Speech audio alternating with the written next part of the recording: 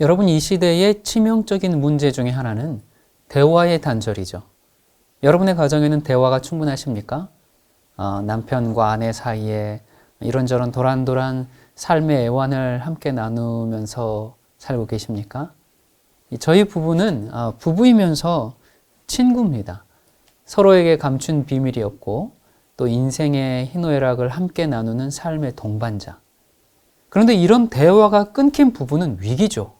그러면 여자들은 어떻게 합니까? 자신의 그 대화 상대를 계속 찾아서 새로운 사람들을, 새로운 오빠를 찾으러 나가고, 남편들도 자신의 욕구를 채워줄 무엇인가를 계속 구하게 되죠. 여러분, 자녀들과는 잘 소통하고 있으십니까? 서로 다른 외계어를 구사하면서 서로를 전혀 이해하지 못하는 그런 불만의 상태에 서로가 있지는 않습니까? 이 자녀의 눈높이에서 자녀를 바라보고 이해하기보다 부모의 욕심을 앞세운 그런 대화의 결론은 가출이죠. 비행이고 원망이고 반항입니다. 어떤 부모 같은 경우는 정말 자기가 훌륭한 부모인 줄 생각하고 나는 자녀 교육 이만하면 성공했지 이렇게 자랑스럽게 여기는데 정작 그 자녀들과 대화해 보면 부모에 대한 그 분노가 아주 가득한 경우를 보게 됩니다. 그냥 아빠가 무서워서 복종하는 것이지 부모에 대한 애정이 전혀 없는 경우가 참 많습니다. 이 아이가 몸은 가출을 안 했는데 마음은 이미 가출한 그런 상태예요. 이 대화의 단절이 에덴 동산에서부터 시작을 했죠. 죄가 들어오기 전에 하나님은 아담의 이름을 부르고 아담은 하나님의 그 부름에 응답했습니다. 이 둘 사이에 아주 친밀한 소통과 대화를 통해서 인간은 하나님의 뜻을 헤아리고 거기에 순종했습니다. 그곳이 낙원이었어요. 낙원의 모습이었습니다. 그런데 어떤 일이 생깁니까? 뱀의 모양으로 나타난 사탄이 하나님과 인간 사이의 신뢰를 흔들고 대화의 단절을 유도했습니다. 이 판단력을 상실한 이 아담이 이제 어떻게 됩니까? 이 아담과 하와가 하나님과 대화를 해야 되는데 그 대신에 사탄을 대화의 상대로 선택했죠. 대화가 끊기자 아담은 이제 하나님의 그 영향력에서 벗어나서 사탄의 통제 아래에 놓였고 마침내 아담은 어떻게 됩니까? 자신의 이름을 부르는 그 하나님을 피해서 몸을 숨기게 됩니다. 그렇게 대화가 단절되면서 하나님과 아담의 관계는 아주 비극적인 상황을 맞이하게 되죠. 하나님과 대화가 불통하면서 아담과 하와의 관계도 파국을 맞고 서로를 비난하기에 바쁜 이제 그런 관계가 되고 자식들도 이 가인과 아벨의 관계도 어떻게 끝나요? 전속살인으로 그렇게 끝이 났습니다. 이 모든 것의 시발점이 바로 대화의 단절에서부터 왔습니다. 이렇게 대화가 단절되고 소통이 부재할 때 이 사회적인 존재인 우리는 누구나 할 것 없이 아주 치명적인 고독에 빠지게 됩니다. 살아있는 것 같지만 죽은 것 같은 그런 삶을 살게 되죠. 은둔형 외톨이, 또 사람들과 살지만 투명인간으로 그렇게 사는 겁니다. 이런 불행 속에 방황하는 우리에게 하나님이 다시 한번 말을 거십니다. 우리는 정작 그 대화의 필요성조차 인식하지 못할 때 하나님은 늘 우리를 향해서 얘기 좀 하자, 내 말 들리니? 이렇게 계속 말을 거시죠. 그리고 이 단절된 이 대화, 끊겨버린 이 소통의 회복을 위해서 계속 적극적으로 행동하십니다. 하나님이 세상을 향해서 말을 거실 때 이 죽음 같은 침묵이 생명과 사랑의 관계로 돌변했습니다. 창세기 1장에 보면 하나님이 이르시되 빛이 있으라 하시니 빛이 있었고, 여러분 이것은 아무것도 없던 상태, 정말 공허했던 무의 세계를 향해서 하나님이 친히 말을 거신 사건이죠. 흑암과 혼돈의 그 세계를 향해서 하나님이 말씀하실 때 그 흑암과 혼돈 속에 빛이 출현하고 질서가 형성이 되었습니다. 어떤 분은 이런 창조의 과정을 이 카오스 더하기 카오스와 말씀이 합해지니까 코스모스가 되었다, 이렇게 설명하기도 했습니다.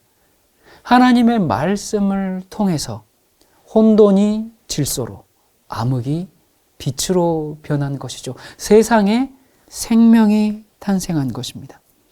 예수님께서 죽은 지 나흘이나 되어서 냄새가 나는 나사로를 큰 소리로 부르셨죠. 나사로야 나오라. 그 순간 죽었던 나사로가 무덤에서 살아나왔습니다.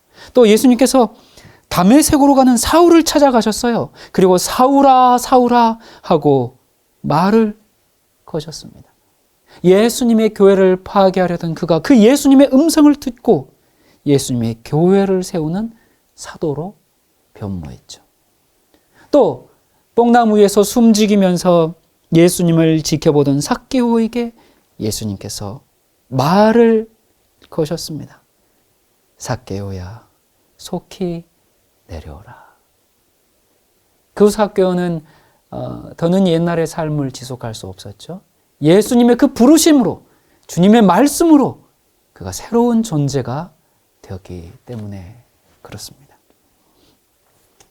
여러분, 이처럼 사람과 사람의 관계를 가능하게 하고 유지하는 것은 대화입니다. 아름다운 언어로 말을 걸고 또 사랑을 고백하고 진실을 이야기하는 것은 이 인간에게 주어진 하늘의 축복입니다. 여러분 아십니까? 이 중세 카톨릭 교회에서 이제 여러 형벌들을 이렇게 내렸는데 그 중에서 가장 무서운 형벌이 뭔지 아십니까? 바로 파문이었습니다. 여러분, 이 파문에 해당하는 영어 단어가 말해주듯이 그것은 이 소통, 커뮤니케이션의 단절을 뜻하거든요. 그러니까 파문은 사회적으로, 종교적으로 어떤 사람을 완전히 고립시키고 왕따시키겠다는 그런 공식적인 선언입니다. 여러분, 그것은 육신의 죽음보다도 더 무서운 형벌이었죠. 그건 감옥에서 독방에 집어넣는 것과 같은 그런 것이거든요. 그래서 왜 교회가 육체적인 어떤 처벌보다 파문을 더 가혹한 심판으로 규정했는지 우리는 이해할 수가 있습니다. 자, 성경은 무슨 얘기인가? 하나님과 인간 사이에 단절된 이 관계가 회복되는 사랑의 이야기죠. 어떻게 회복됐는가? 예수님의 희생으로 하나님과 인간 사이에 막힌 담이 허물어졌다라고 그렇게 선언합니다. 예수님을 하나님의 말씀이자 화목 제물이다 이렇게 얘기하는 것은 바로 이런 이유 때문에 그렇습니다. 그러므로 성경은 하나님이 우리에게 보내신 사랑의 편지요. 우리에게 정말 하나님의 마음을 전해주는 정말 우리와 대화를 회복하려는 러브레터임에 틀림이 없는 겁니다. 결국 이 말씀을 매개로 한 하나님과의 관계의 회복은 우리에게 생명과 구원을 가져오고 소통과 대화의 단절은 죽음과 형벌을 가져오게 되죠. 여러분 생각해 보세요. 한 집에서 엄마, 아빠, 남편, 아내가 사는데 그토록 물리적인 거리는 아주 가까운데 정서적인 거리가 왜 그리 멀게 느껴질까요? 서로가 다른 것에 관심이 있기 때문에 그렇습니다. 다른 무엇이 가족들의 대화와 사랑이 있어야 할 그 자리를 차지하고 있기 때문에 그렇습니다. 대화가 실종됐기 때문에 그렇습니다. 그래서 뭔가 잘못됐구나 그걸 인지하고 대화 좀 하자고 해도 어떻게 해요? 다들 피해요. 어색해요. 자기 삶에 간섭받지 않고 방해받고 싶지 않기 때문에. 그렇다고 서로 억지로 앉혀놓고 대화하자 그렇게 대화를 시도해봤자 그거 어떻게 돼요? 그냥 결국에는 큰 소리와 상처로 끝나기가 일쑤죠. 어떻게 해야 할까? 예수님이 제자들과 다락방에 함께 앉아서 마지막 식사를 하실 때 베드로에게 이런 말씀을 하십니다. 누가복음 22장 31절.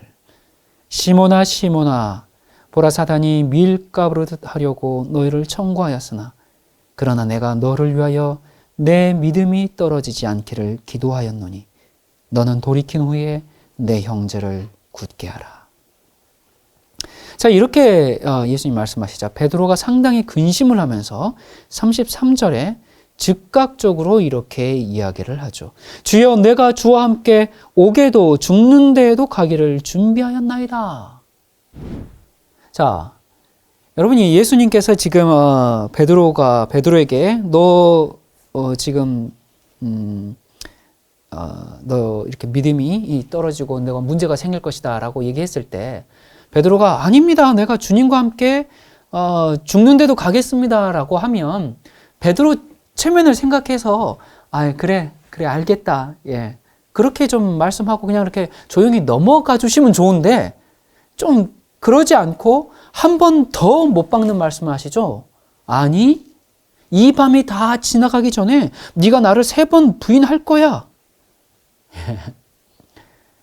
여러분이 그 사랑하고 따라다니던 선생님에게서 이런 어이없는 말을 듣는다면 여러분의 마음은 어떻겠습니까? 그것도 단 둘이 있을 때 하신 것도 아니고 다른 제자들이 다 듣고 있는 그 앞에서 말입니다. 아이고, 베드로가 주님 참 감사합니다. 저를 위해서 그렇게 기도해 주신다니 감사합니다. 그랬을까요? 예. 그런 상황이 전혀 아니죠. 그날 밤에 베드로는 예수님을 3번 부인했습니다. 그러면서 3번째 예수님을 부인하고 저주하고 있을 때 무슨 일이 발생합니까? 이게 누가복음 22장 61절 이하에 보면 주께서 돌이켜 베드로를 보시니 베드로가 주의 말씀 곧 오늘 닭 울기 전에 네가 3번 나를 부인하리라 하심이 생각나서 밖에 나가서 심히 통곡하니라. 베드로가 한창 예수님을 욕하고 있는데 그때 예수님 딱 그를 보시는 거예요. 그때 베드로도 예수님 한참 욕하면서 예수님 딱 보게 되고 예수님 보면서 자기 입술에서는 저주의 말이 나오고 있고 그런데 서로 눈이 마주쳤네요. 그 순간 베드로는 아마 심장이 멎는 듯 온몸이 다 얼어붙었을 겁니다. 그리고는 미친 듯이 뛰어나가 절규했죠. 이것이 바로 베드로의 회심의 경험이었습니다. 예수님이 뭘 위해서 기도하셨냐면 베드로가 이렇게 뛰쳐나가서 죄책감으로 목매달아 죽지 말고 그가 돌이킨 후에 사도로 설 수 있기를 기도하신 겁니다. 그때야 베드로가 예수님이 하신 말씀, 내가 너를 위하여 기도하였노라, 이 말씀이 생각이 났죠. 베드로야, 내가 너를 위해 기도하였노라. 여러분, 이때 베드로를 쳐다보는 예수님의 그 눈빛이 어땠을까요? 넘어진 제자를 다시 일으켜주고 싶은 그 간절한 마음, 그 연민과 동정의 눈빛, 그 뜨거운 사랑, 그것이 그대로 베드로에게 전달됐습니다. 그 예수님의 그 눈동자가 베드로를 붙잡은 겁니다. 그것은 생명을 붙잡아맨 사랑의 눈동자였습니다. 그가 실패하고 낙담에 빠져 있었을 때 예수님이 하신 그 기도가 헛되지 않았죠. 그 기도가 이루어졌습니다. 우리도 예수님의 이 눈빛을 보면 그 어떤 죄를 저질렀을지라도 베드로처럼 다시 일어설 수 있는 희망과 용기를 얻게 되는 것입니다. 내 죄가 주님을 슬프게 했다는 사실을 자각하는 그 순간 미친 듯이 뛰어나가 통곡하며 주님 앞에 절규할 수밖에 없는 것입니다. 우리는 그렇게 새로운 삶을 살게 됩니다. 예수님이 베드로를 위해서 기도하셨던 것처럼 우리를 위해서도 기도하셨고 지금도 기도하고 계십니다. 여러분, 예수님이 나를 위해서 기도하고 계신다, 이 사실이 우리에게 위로와 용기를 주십니까? 여러분, 그 기도를 받고 있는 우리는 예수님께서 베드로를 위해 기도하셨던 것처럼 우리도 다른 사람을 위해서 기도해야 합니다. 기도를 통해서 우리는 막혔던 대화의 문을 여는 첫 발을 내디는 겁니다. 예수님의 필요를 전혀 느끼지 못하고 정말 기도하기를 원치 않는 그런 사람들을 위해서 우리는 기도해야 하고, 자기 자신들을 위해서 눈물을 흘리지 않는 그 사람들을 위해서 대신 눈물을 흘리면서 기도해야 합니다. 여러분, 예수님께서 기도하지 않던 그 제자들을 위해서 기도하고 우셨던 것처럼 우리들도 기도하지 않는 다른 사람들을 위해서 기도하고 울기를 예수님은 바라고 계십니다. 교회 내에서 참 부족한 사람들, 괴팍한 사람들, 나와 맞지 않는 사람들이 있다면 어떻게 해야 되겠어요? 우리는 그들을 위해서 눈물을 흘리면서 기도해야 합니다. 또 깨어진 부부관계, 반항적인 아이들 다시 회복하기를 원한다면, 그들과 다시 대화하고 소통하기를 원한다면 그들을 위한 기도부터 시작해야 합니다. 사실 우리는 이 기도의 힘을 그동안 너무나 무시한 채 내 노력으로 뭔가를 자꾸 해보려고 했습니다. 이제는 모든 것을 좀 내려놓고 기도부터 다시 시작하도록 하십시다. 여러분, 우리는 다른 사람의 기도가 필요합니다. 여러분 그렇다고 생각하십니까? 그렇습니다. 그러면 다른 사람이 나를 위해서 기도해 주기를 바라면서 우리는 다른 사람을 위해 얼마나 기도하고 있습니까? 어떤 분들은 베드로처럼 그렇게 얘기할 수도 있어요. 감사하지만 나는 굳이 당신의 기도를 필요로 하지 않습니다. 난 괜찮아요. 난 잘하고 있습니다. 예, 그렇게 말하는 분들도 계실지 모르겠습니다. 저는 여러분의 기도가 너무나 필요합니다. 저를 위해서 계속 기도해 주시기를 바랍니다. 저는 굉장히 연약하고 부족한 사람이기 때문에, 또 제가 하는 일이 위험하고 용기가 필요한 일이기 때문에, 또 하나님의 진리를 방해하는 세력이 끊임없이 있기 때문에, 또 우리는 제2의 종교 개혁을 완수해야 하기 때문에 저는 여러분의 기도가 절실히 필요한 사람입니다. 여러분은 다른 사람을 위해서 기도하고 계십니까? 아니면 아직 누구를 위해서 기도해야 할지 잘 모르겠다면 나를 어렵게 하는 그 사람을 위해서 먼저 기도하시기 바랍니다. 도저히 그 사람을 위해서 기도하고 싶은 마음이 생기지 않는다면 그런 마음을 달라는 것부터 기도하시기 바랍니다. 그 다음에 여러분이 사랑하는 사람들을 위해서 기도하시기 바랍니다. 예수님께서 기도하신 그 기도가 베드로를 어두운 암흑 속에서 건질 수 있었던 그 힘이 됐던 것처럼, 맞죠?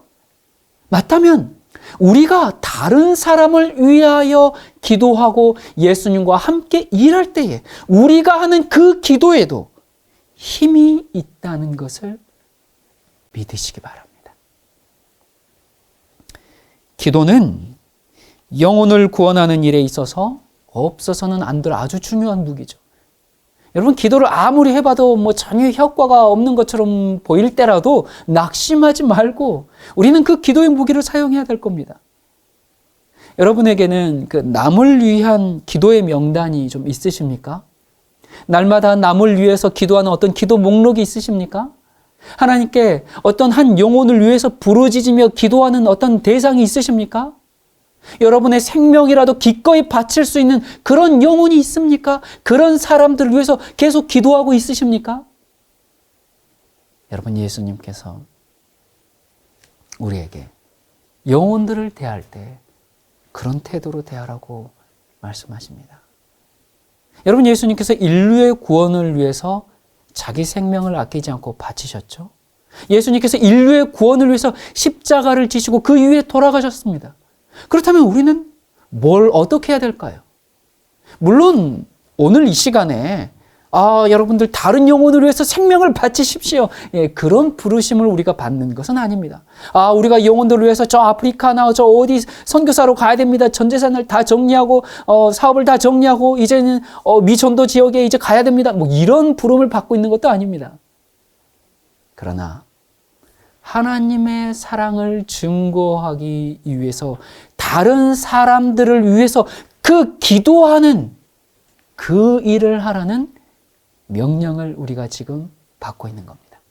예수님이 내가 너를 위하여 기도하여 노라 하시면서 그러니 너도 다른 사람을 위하여 기도하라고 우리에게 말씀하십니다.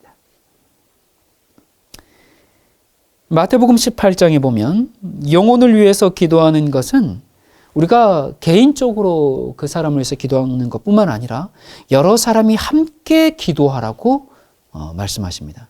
19절에 진실로 다시 너희에게 이르노니 너희 중에 두 사람이 땅에서 합심하여 무엇이든지 구하면 하늘에 계신 내 아버지께서 저희를 위하여 이루게 하시리라. 많이도 필요가 없습니다. 몇 사람요? 두세 사람이 모여서 한 영혼을 위해서 기도하라는 겁니다. 특별한 그 사람을 위해서 기도하라는 겁니다. 여러분, 우리가 세상에 일어나는 모든 일들에 대해서 다 기도할 수도 없고 필요도 없습니다. 우리는 세상의 모든 사람을 위해서 기도할 수가 없습니다. 오직 그 사람을 위해서 기도해야 합니다. 세상 전체의 복음 전파를 위해서 기도하는 것이 아니고 오직 그 사람을 위해서 기도하는 겁니다. 그냥 뭉뚱그려서 기도하지 말고 구체적으로 그 사람을 위해서 기도해야 됩니다. 여러분, 우리 주변에 참 많은 사람들이 있어요. 많은 사람들이 있는데 그들 가운데 단 한 사람을 위해서도 내가 기도할 사람이 없다면 우리 정말 이기적인 사람입니다. 우리 정말 고독한 사람입니다. 외로운 사람입니다. 여러분, 인류의 구원을 위해서 기도하고 그 일이 어떻게 되어가는지조차 모르고 그냥 지나치는 것보다는 정말 하나나 둘에 초점을 맞춰서 간절한 마음으로 우리 기도하도록 하십시다. 베드로에게 예수님께서 말씀하시기를 베드로야, 내가 너를 위해 특별히 기도했다. 네가 돌이킨 후에 형제를 굳게 하라. 그렇게 말씀을 하셨는데 예수님께서 말씀하신 대로 과연 베드로가 돌이켰습니까? 돌이켰습니다. 그리고 형제들을 굳게 하는 일을 했습니까? 예수님이 드리신 그 기도가 응답이 되었습니다. 여러분, 우리가 오늘 이 시간에 얻어야 할 교훈은 예수님께서 우리를 위해서도 기도하셨다라는 것을 아는 겁니다. 베드로를 위해서만 기도했고 그래서 베드로가 그 기도 응답을 정말 받은 것뿐만 아니라 나를 위해서도 예수님이 기도하셨다라는 겁니다. 예수님께서 오늘 이 시간에도 하늘 지성소에서 우리들을 위해서 여전히 간구하고 계십니다. 그분의 상하신 손을 벌려서 우리 각자의 이름을 부르시면서 중보의 기도를 계속하고 계십니다. 십자가의 상처를 내보이시면서 우리들을 위해서 계속 기도하고 계십니다. 내가 너를 어찌 잊겠니? 우리의 기도가 하늘에서 우리를 위하여 중보하시는 그 예수님의 기도와 연합되도록 하십시다. 그리고 또 한 가지의 교훈은 예수님께서 여러분과 저를 위해 기도하셨기 때문에 우리도 남을 위해서 기도하는 것을 배우자는 겁니다. 그렇게 다른 사람과의 소통과 대화를 시작하자는 겁니다. 관계가 깨어져서 어찌할 바를 모르시겠습니까? 기도부터 하십시다. 여러분, 오늘 이 시간에 우리가 이 문제를 놓고 하나님께 특별히 기도합시다. 아직 기도할 영혼이 없으시다면 기도할 영혼을 달라고 기도합시다. 영혼을 사랑하는 마음이 생기도록 기도합시다. 영혼 구원을 위해서 애쓰는 그 사람은 그 영혼을 구하고 다른 영혼도 구할 수 있지만 영혼 구원을 위해서 애써 기도하지 않고 힘쓰지 않는 사람은 다른 영혼을 구하지 못하는 것은 물론이고 자기 영혼도 잃어버리게 될 겁니다. 여러분, 다른 사람을 위해서 기도하는 것은 내가 그들을 위해서 뭔가 해주는 도덕적인 의무가 아닙니다. 그것이 바로 나를 살리는 일이기 때문에 그렇습니다. 우리가 자기 형편, 자기 현실에만 몰입돼서 자기만 생각하면서 사는 그 길이 오히려 하늘 가기에 몹시 좁은 길입니다. 왜 그렇게 어렵고 좁은 길로 가려고 그래요? 여러분, 우리가 믿는 기독교라는 종교는 어떤 종교여야 합니까? 그것은 사람을 살리는 종교여야 합니다. 도덕 수행을 하는 종교가 아닙니다. 병들고 지치고 희망이 없는 사람들이 새 생명을 부여받는 부활의 종교여야 합니다. 그것이 교회입니다.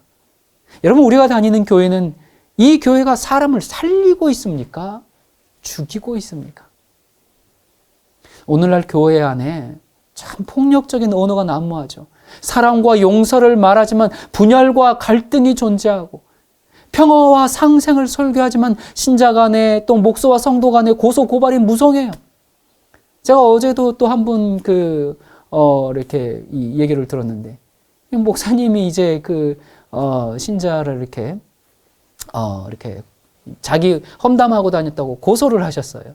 그것 때문에 또 그 신자분이 스트레스를 받고 여러분, 이게 참 왜 그렇습니까? 이 교인들 사이에서도 또 지역 감정이 있고 정치적 입장 때문에 갈라서기도 하고, 이 믿는다고 하는 사람들이 정말 자기가 믿는 기독교적인 신념과 가치관을 지키기 위해서 다른 사람들을 짓밟고, 그러면서도 뭐라고 얘기해요? 기독교를 보호하기 위해서 이러는 겁니다. 무서워요. 기독교를 지키기 위해서 저 사람들은 죽어도 된다, 그렇게 얘기합니다. 이런 얘기 들으면 여러분 2000년 전에 봤던 상황들이 좀 떠오르지 않습니까? 마치 이스라엘 교사들이 유대교를 지키기 위해서 예수를 죽이려고 했던 그 모습을 오늘날 기독교 안에서 봅니다. 누굴 죽이려고 하느냐, 그건 둘째 문제예요. 자신들의 신념을 위해서 기꺼이 희생자를 찾는 그 악함이 너무나 무섭습니다. 걸핏하면 저 사람은 이단이다, 저 사람은 문제가 있다, 저 사람은 잘못했다, 그렇게 자꾸 희생자를 찾아다녀요. 여러분, 기독교는 다른 종교와는 비교할 수 없는 정말 우월한 종교거든요. 근데 요즘에는 참 그런 말 하기가 망설여집니다. 정말 예수님의 말씀대로 사랑과 용서와 화해의 평화를 전하고 실천하는 기독교, 정말 생명을 살리는 기독교는 훌륭한 종교예요. 하지만 성경의 이름으로 억압하고 폭력을 또 전쟁을 정당화하는 그런 기독교, 생명을 죽이는 기독교는 타락한 종교입니다. 한 번은 히말라야 산맥을 올라간 어느 등반 대원 이야기가 있죠. 산을 내려가고 있는데 발목을 다쳐가지고 움직이지 못하고 추위에 떨고 있는 한 사람을 발견하게 됩니다. 어떤 사람은 이제 지나가다가 내 몸도 가누기 힘든데 저 사람 데리고 가다가는 둘 다 죽을 거야, 그런 판단에 그냥 그 사람을 지나쳐서 밑으로 내려갑니다. 그리고 이제 다른 사람이 그 후에 또 내려오다가 그 사람을 발견했어요. 차마 그냥 지나갈 수가 없어서 이제 그 사람을 둘러엎고 내려옵니다. 그러면서 산을 얼마만큼 내려오다 보니까 앞에 간 사람이 추위에 견디지 못하고 얼어 죽어 있었습니다. 그러나 이 다친 사람을 등에 업고 내려온 이 사람은 자기가 힘들어서 일을 하면서 왔기 때문에 몸에 열이 났고, 그래서 두 사람의 체온이 두 사람 모두의 생명을 구해주었습니다. 여러분, 이처럼 영혼을 구하려고 힘들게 일하는 사람은 자기 영혼과 다른 사람의 영혼을 구할 수가 있는 것입니다. 하지만 다른 사람의 영혼을 위해서 일하지 않는 사람은 자기 영혼마저 잃어버리게 되는 겁니다. 그거야말로 하늘과는 아주 좁은 길입니다. 자기만을 위해서 사는 것은 그런 길입니다. 여러분, 이 시대를 사는 우리의 이 삶은 참으로 비참합니다. 삭막한 생존 경쟁의 이 정글에서 현대인들은 돈, 쾌락, 권력을 위해서 자신들의 영혼을 팔고 있죠. 이런 현상은 단지 세상뿐만 아니라 교회 안에서도 하나의 시대적인 그냥 문화 코드가 되어버렸어요. 교회는 인격적인 공동체가 돼야 되는데 아주 거대해진 교회에서 성도 간의 이름도 모르는 처지가 되어버렸습니다. 화려한 음악과 무대 장치로 정말 교회 가면 뭔가 만족감을 얻을 수는 있습니다. 하지만 예수님의 삶을 닮아가는 교회는 최소한 서로 얼굴을 바라보고 서로 이름을 불러주며 함께 식탁을 나누고 정말 서로의 이름을 기억하고 따뜻하게 불러줄 수 없다면 그건 교회가 아닙니다. 함께 둘러앉아서 속내를 드러내고 삶을 나눌 수 없다면 그것도 교회는 아닙니다. 그런 곳에서는 온전한 믿음의 고백, 진정한 경배와 찬양, 그리고 참된 성도의 교제가 존재할 수 없기 때문에 그렇습니다. 이런 현실에서 진지하고 다정하게 우리의 이름을 부르시는 그 인격적인 주님께 우리도 정성을 다해서 그렇게 답하도록 하십시다.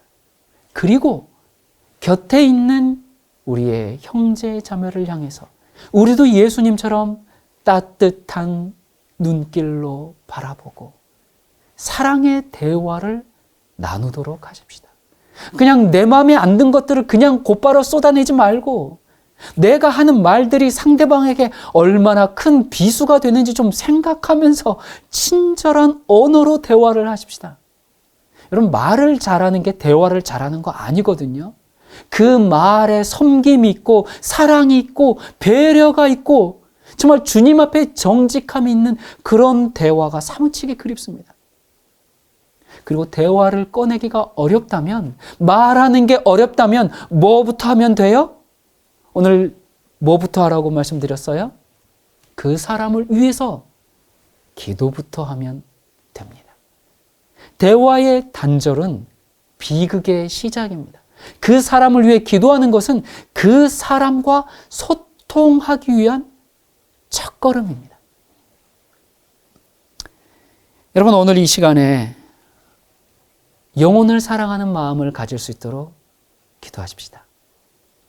기도하는 사람은 그 기도하고 있는 그 영혼에 대해서 관심을 갖게 될 것이고 그 사람의 필요를 찾아서 도와주게 될 겁니다. 그리고 그 영혼을 자주 방문해서 가깝게 지내려고 노력할 겁니다. 방문하기 어렵다면 전화를 자주 하든지 문자라도 보내겠죠.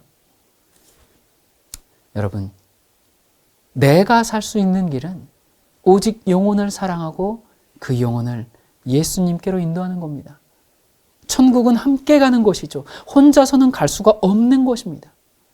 우리의 사랑하는 가족들을 위해서 기도합시다.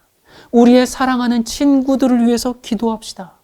우리의 교회를 위해서 두세 사람이 모여서 함께 기도합시다. 가족들과 이웃들과 교우들과 막혔던 벽을 허물고 대화를 하는 그 첫 단계는 그들을 위한 기도부터 시작입니다. 우리의 기도를 들으시는 주님이 우리 곁에 계십니다. 기도하시겠습니다. 은혜로우신 하나님 아버지, 우리가 사는 이 시대는 메마르고 거친 광야 같습니다. 마음을 터놓고 대화할 사람이 없고 사랑을 나누며 위로가 될 친구가 없습니다. 우리를 찾아오신 주님, 오늘도 우리를 위해서 기도하시는 주님, 주님의 그 사랑을 다시 기억하게 하시고 주님께서 나를 위해 그렇게 기도하시는 것처럼 우리도 타인을 위해 기도하며 사랑을 나누게 해 주시옵소서. 우리가 해결해야 할 많은 문제들과 인간관계의 어려움이 많습니다. 풀고 싶지만 어찌할 바를 알지 못해 답답할 때가 많습니다. 오늘 기도부터 시작할 수 있게 해 주시옵소서. 그래야 하늘 가는 그리스도인 생애에 열매가 맺게 해 주옵소서. 우리의 기도를 들으시는 예수 그리스도 이름으로 간절히 기도드립니다. 아멘.